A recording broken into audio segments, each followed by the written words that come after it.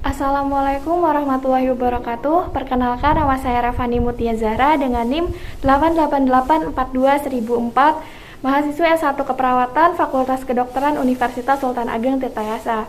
Di sini saya akan melakukan penyuluhan mengenai topik penyakit dermatitis. Assalamualaikum Bu. Waalaikumsalam. Perkenalkan, saya Revani Mutia Zahra, mahasiswa S1 Keperawatan Fakultas Kedokteran Universitas Sultan Ageng Tirtayasa.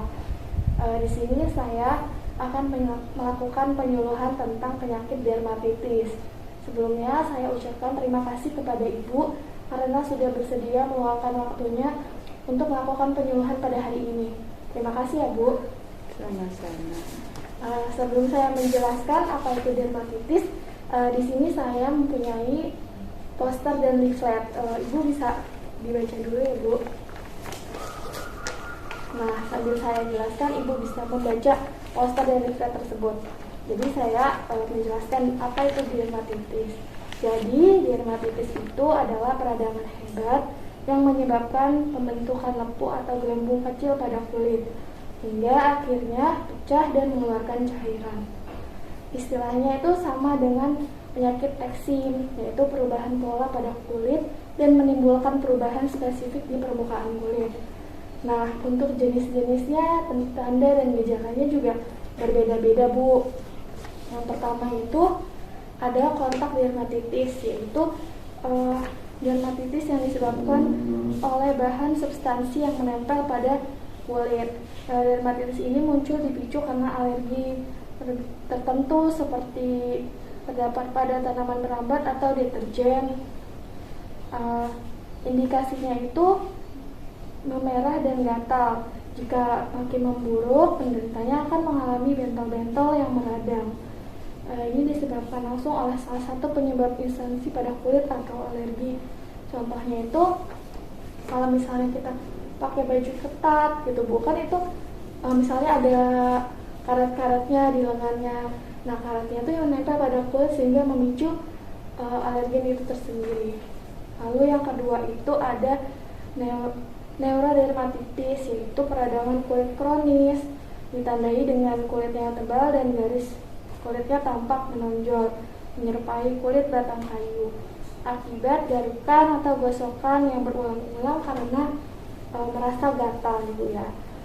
Timbulnya itu goresan pada kulit secara berulang, bisa kecil bisa besar. Lalu yang ketiga itu ada seborrheic dermatitis, yaitu kalau ini kulitnya tuh terasa licin dan berminyak. Ini melepuhnya di sisi-sisi hidung, terus di tungkai, di hidung, di alis, lalu di belakang telinga. Dermatitis ini seringkali diakibatkan karena faktor keturunan. Munculnya saat kondisi mental sedang dalam keadaan stres biasanya Bu. Lalu yang keempat itu ada statis dermatitis, yaitu dermatitis sekunder akibat peradangan atau hipertensi pada vena.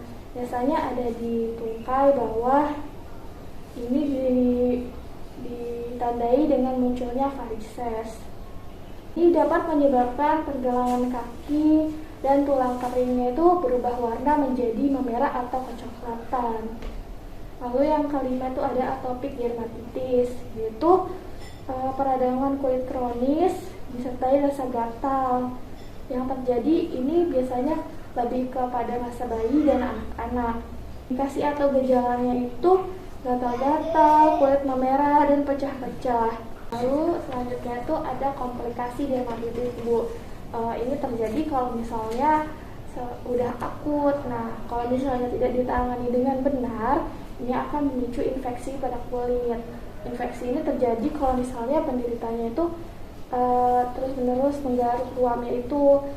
Jadi kulitnya akan luka dan menjadi basah. Nah, kalau misalnya sudah basah, itu akan memicu berkembangnya bakteri dan jamur sehingga dapat menyebabkan infeksi. Nah, penyebab dari dermatitis ini sendiri itu ada yang dari dalam.